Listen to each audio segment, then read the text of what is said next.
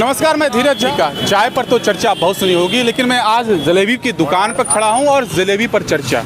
हमारे साथ साहिबाबाद विधानसभा क्षेत्र से पूर्व घोषित प्रत्याशी अशोक जी हैं और ये एशिया का सबसे बड़ा विधानसभा है।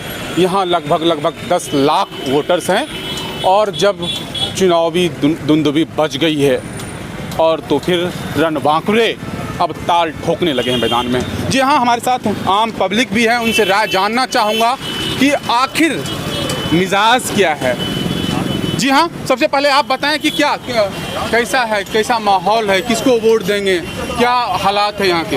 आने वाले टाइम पे बताएगा टाइम, अभी तो नहीं कह सकते भाई साहब। और विकास की बात है, विकास तो हमारे खोड़ा का भी कुछ ही नहीं हुआ है ना किसी। यहाँ के कौन है एमएलए, कौन है? सुनील शर्मा है भाजपा से। अच्छा। हाँ, विधानसभा से क्या नाम है, साहिबाबाद विधानसभा पड़ता है। हाँ, उसमें कोई काम अभी तो काम किया नहीं है। ये क्या नाम है? आप जलेबी बेचते हैं, आपका कोई विकास हुआ? विकास उत्तर प्रदेश नंबर 1 है। नहीं, मतलब कोई विकास नहीं हुआ। कुछ तो बताएंगे। और नहीं, यहाँ क्या कोई विकास नहीं हुआ। बीजेपी ने तो सब आके सब सुपड़ा साफ कर दिया, यहाँ कुछ भी नहीं।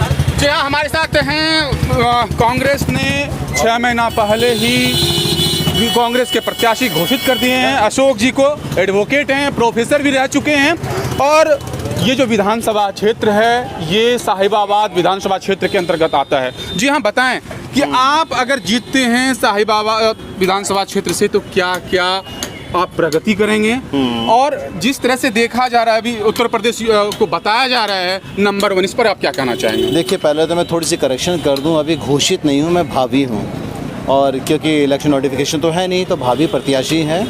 और सरकार ने, मतलब हमारे जो शीर्ष नेतृत्व है, प्रियंका जी ने, राहुल जी ने, हमारे अजय कुमार लल्लू जी ने जिस तरीके से सम्मानित किया है भावी प्रत्याशी बनाकर, वो तो समय बताएगा कि जिसको भी पार्टी देखती है कि हाँ ये मजबूत है, दावेदार है, अच्छा कर सकते हैं, क्षेत्र का विकास कर सकते हैं, विधानसभा का विकास कर सकते हैं, पार्टी का नाम रोशन कर सकते हैं, उसको टिकट देंगे, उसको लड़ाएंगे।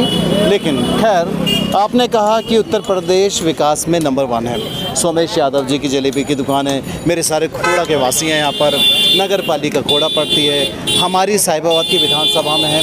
मुझे पूरा विश्वास है, अगर आप किसी से भी पूछोगे तो विकास के नाम पर शून्य है, यहाँ विकास नहीं हुआ।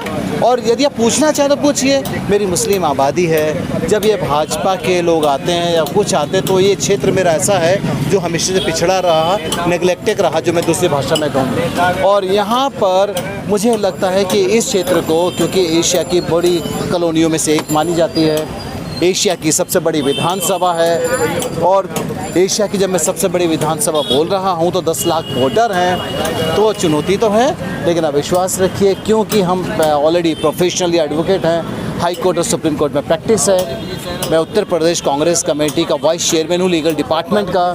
तो अगर मेरी पार्टी मुझे भरोसे के साथ, विश्वास के साथ अगर मुझे प्रत्याशी घोषित करती है, आप विश्वास करना, क्योंकि साहिबाबाद में रहता हूँ, कौशाम्बी के अंदर रहता हूँ, पिछले 9 महीने से अपने खोड़ा के साथ मैं किसान आंदोलन में जुड़ा हुआ हूँ। तो आप विश्वास रखिए कि प्रायोरिटी में विकास तो होगा। और सारे साथी हमारे साथ, बताएं कि क्या हालात हैं, क्या बताएंगे आप? बताएं कुछ हालात क्या है इस सरकार में, तो सब बेकार ही लग रहा है हमें, तो कुछ अच्छा नहीं। प्रॉब्लम आ रही है? प्रॉब्लम का सारी परेशानी, कोई काम धंधा कुछ नहीं चल रहा किसी का, सब ऐसी परेशानी में ही है। अब की बार तो क्या है भैया, जिस तरह से कभी नहीं जोर डंके की चोट पे कहा जा रहा है कि यूपी नंबर 1 है, इस पर आप क्या कहना चाहेंगे? भैया, नंबर 1 कहाँ है और किधर से है नंबर 1? बता दो आप मुझे, नंबर 1 कहाँ है और किधर से नंबर 1 है? अगर किसी लड़के का बलात्कार हो जाता है और उसके बाद कंप्लेंट करने जाए तो उसको गोली मार देते हैं। अगर कोई गवाही देने जाए तो उसके रास्ते में एक्शन करा देते हैं। तो नंबर कहाँ बचिए, बताइए। हमारे साथ और काम के बाद और सारा मैं इनसे जानना चाहूँगा, आप बताएं, आप कहाँ से आए हुए हैं? अच्छा, आप जलेबी की दुकान है, जिस तरह से 1 साल तक लगभग बंद रहा, आपके क्या स्थिति, क्या हालात हैं? तो रोजगार तो बिल्कुल है ही नहीं, रोजगार बिल्कुल पूर्ण रूप से ख़त्म की तरफ है, बस ऐसे ही गुजारा हो रहा है। और इस सरकार से थोड़ा यही है कि मतलब रोजगार ख़त्म। रोजगार खत्म है सरकार में।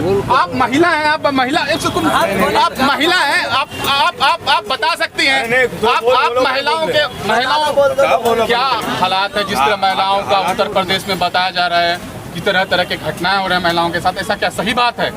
ये तो खैर सही बात है, लेकिन ऐसा है कि इस सरकार में इतनी नोटबंदी हुई, पहले तो नोटबंदी के अलावा बेरोजगार हो गए सब लोग, और उसके अलावा फिर ये चला ना तो कोरोना आ गया, 2-3 साल हो गए, आदमी मतलब गरीब आदमी तो गरीब ही है। सरकार कुछ कर रही है? सरकार कुछ नहीं, बस यही कि कोरोना में लॉकडाउन लगा देती है, खोल देती है, गरीब आदमी गरीब ही रह गया, और पैसे वाले तो पैसे वाले हैं ही, उन पर कोई फर्क ही नहीं है। जनता गरीब मर रहे है, इस सरकार में गरीब मर रहे हैं। क्या बोल रहे हैं? धंधे वाले मर रहे हैं और कोई थोड़ी मर रहा है। बेरोजगार है, कहाँ से लावे, कहाँ से बच्चों को खवावे। जब आप बच्चा पढ़ते हो भैया? क्या हालात हैं आपके कॉलोनी के, क्या कुछ बताएं? साहब आप सर बताएं कि जिस तरह हालात हैं यहाँ के, क्या जिस तरह बताया जाए यूपी नंबर 1 है, इलेक्शन भी नज़दीक आते जा रहे हैं और तरह के राजनीतिक लोग ताल ठोक रहे हैं फिर से जीतने के लिए, फिर से दावेदारी कर रहे हैं। क्या फिर से एक बार उत्तर प्रदेश में जो प्रेजेंट की सरकार है उस पर आप दिखाओगे विश्वास या अदर पार्टी पर विश्वास दिखाओगे? नहीं जी, हम लोग तो यहाँ के तो है ही नहीं, हम लोग बिहार का रहने वाले तो मैं श्री हूँ, यहाँ का मैं हम कोई यह नहीं हूँ, जो भी वोट देना है तो हम तो बिहार का आदमी हूँ, बिहार से देता हूँ वोट। जी हाँ, मैं अभी जिस जगह खड़ा हूँ ये खोड़ा क्षेत्र पड़ता है और विधानसभा क्षेत्र साहिबाबाद पड़ता है, और कांग्रेस ने पूर्व ही घोषित कर दिया है प्रत्याशी, भावी प्रत्याशी घोषित कर दिया है। अशोक जी, मैं इनसे जानना चाहूँगा कि जिस तरह से दो फाड़ देखने को मिल रहा है कांग्रेस में ही, और केकड़े के तरह अगर एक केकड़ा ऊपर बढ़ता है तो अगला केकड़ा उसका पैर खींच के नीचे गिरा देता है। क्या आपको अगर पार्टी विधानसभा का टिकट देता है कांग्रेस, तो क्या आपकी जो सहयोगी हैं वो आपका पैर खींचने के लिए तैयार नहीं है? देखिए धीरज जी, मैं आपको बता दूं, शायद हर पार्टी में ऐसे लोग होते हैं, सबकी आकांक्षाएँ, महत्वाकांक्षाएँ अलग अलग होती हैं, और मैं ये कहूँ कि ग्रुपिज़म नहीं होता पार्टी में तो गलत है, ग्रुपिज़म हर पार्टी में होता है। दूसरी बात यह है कि मुझे पूरा विश्वास है अपने कार्यकर्ताओं पर, अपने पार्टी के सभी योद्धाओं पर, मेरी अपनी क्षेत्रीय जनता पर, क्योंकि इनके साथ मैं पिछले 9 महीने से जुड़ा हुआ हूँ। जैसे मेरे इस भाई ने कहा कि केजरीवाल जी यहाँ कौशाम्बी में रहते थे, लेकिन जब वो दिल्ली के मुख्यमंत्री बन गए, केजरीवाल रहते कौशाम्बी में थे लेकिन मुख्यमंत्री दिल्ली का बनकर भी दिल्ली का विकास कर रहे हैं। तो अशोक जी, आपके साथ तो ऐसा नहीं है।